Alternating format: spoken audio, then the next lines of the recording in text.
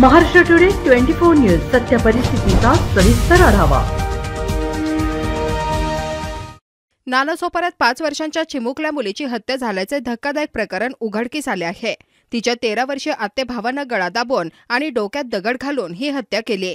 सर्व नातेवाईक बहिणीचा लाड करत होते, ते सहन न झाल्याने त्याने ही हत्या केल्याचे पोलिसांनी सांगितले आहे। फिर्यादी मोहम्मद सलमान मोहम्मद रमजान खान वय वर्ष 33 हे नालासोपारा पूर्वेच्या श्रीराम नगर येथे राहतात। त्यांना 2 मुली आहेत। लहान मुलगी शिद्रा खातून ही 5 वर्षांची आहे। त्यांची बहीण देखील घरासमोरच राहते। शनिवारी दुपारी कामावरून त्यांनी मुलगी शिद्रा खातून हिला शाळेतून आणले। संध्याकाळी शिद्रा खातून घराबाहेर खेळत होते, मात्र बराच वेळ झाला तरी ती परत न आल्याने तिचा शोध सुरू झाला। मग सर्व नातेवाईकांनी परिसरातील सीसीटीव्ही तपासले।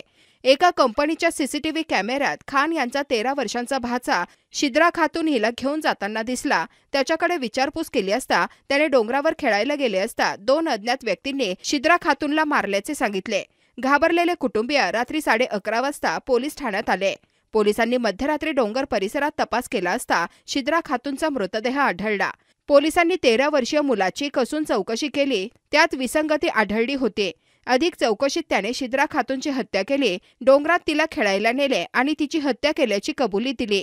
याबाबत माहिती देताना पेल्हार पोलीस ठाण्याचे वरिष्ठ पोलीस निरीक्षक जितेंद्र वनकोटे यांनी सांगितले की शिद्रा खातून ही सर्वांची लाडकी होती।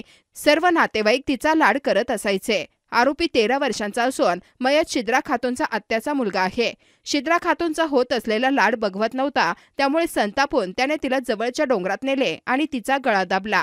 यानंतर तिच्या डोक्यात दगड घालून हत्या केली। आम्ही विधी संघर्ष बालकास ताब्यात घेतले असून सोमवारी बाल न्यायालय मंडळापुढे हजर केले जाणार आहे, अशी माहिती पोलीस निरीक्षक दिलीप राख यांनी दिली। महाराष्ट्र टुडे मराठीसाठी ब्युरो रिपोर्ट वसई। आजच महाराष्ट्र टुडे 24 न्यूजला सबस्क्राइब करा आणि सत्य परिस्थितीचा सविस्तर आढावा पहा।